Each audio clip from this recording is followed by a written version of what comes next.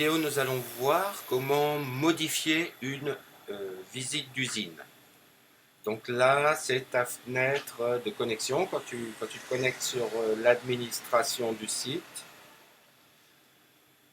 tu te rends dans Composants ICAgenda. C'est lui qui va gérer donc, nos visites d'usine, qui les a déjà gérées l'an dernier et qui les gère encore cette année. Et on peut aller directement dans les événements. Dans les événements, j'ai toutes les visites de cette année, mais aussi de l'an dernier, comme on peut le voir ici. Donc, si tu veux faciliter ta recherche, ici, tu as tout un tas de filtres. Donc, ce que je te propose, c'est de cliquer sur catégorie et d'aller chercher les semaines de l'industrie 2018. Et là, on n'a plus que toutes les visites de la semaine de l'industrie de cette année 2018. Donc ici, mettons qu'on veut modifier Sweetie. Attends, je vais en prendre un petit particulier. Ok, donc j'ai deux Sweetie, j'ai un Sweetie et un Sweetie scolaire. Si tu veux les retrouver plus facilement, regarde, si tu cliques ici, ça va les ordonner par ordre alphabétique sur le titre. Ok. Donc là, du coup, ça commence à A, puis B, etc. Donc si je descends à Sweetie, on va voir que j'ai Sweetie et Sweetie scolaire. Admettons que l'on veut rajouter une date ou modifier une date sur les Sweeties scolaires.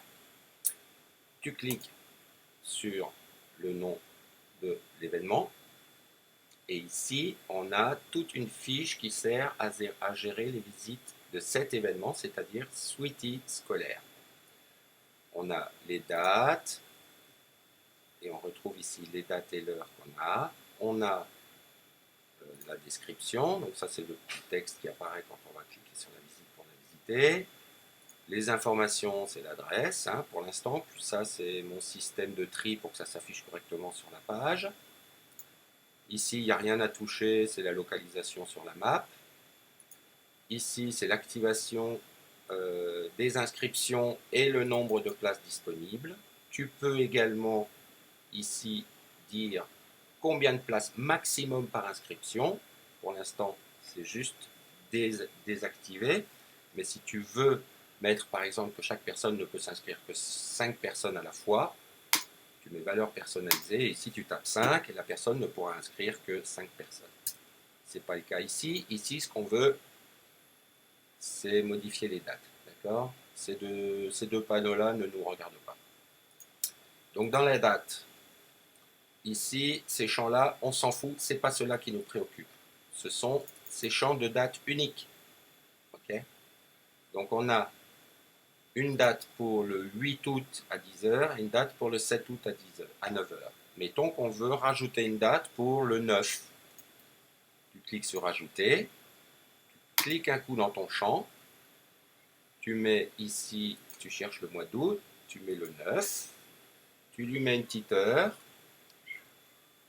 mettons que c'est à 10h, ici, 10h, d'accord, tu fais valider, et ici on voit bien que le 9 à 10h, il y a une nouvelle date qui s'est enregistrée. Si je fais enregistrer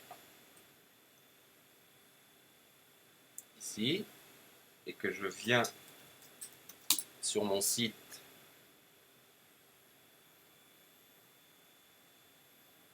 ici, on va aller voir les visites tout de suite. Je vais juste le laisser 2 minutes le temps que tu vois ce que ça donne.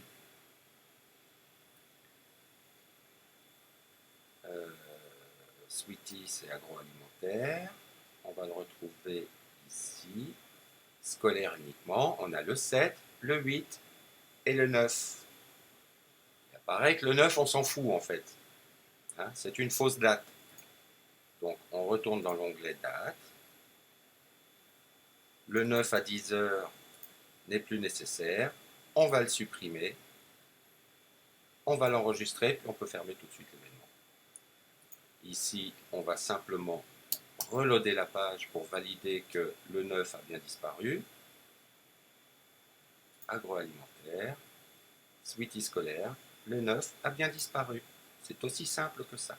D'accord? Si tu veux, donc tu peux modifier comme ça toutes les visites existantes.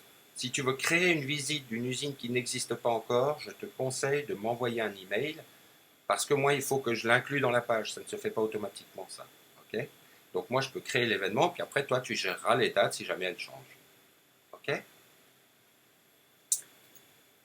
Voilà pour la modification des dates d'un événement.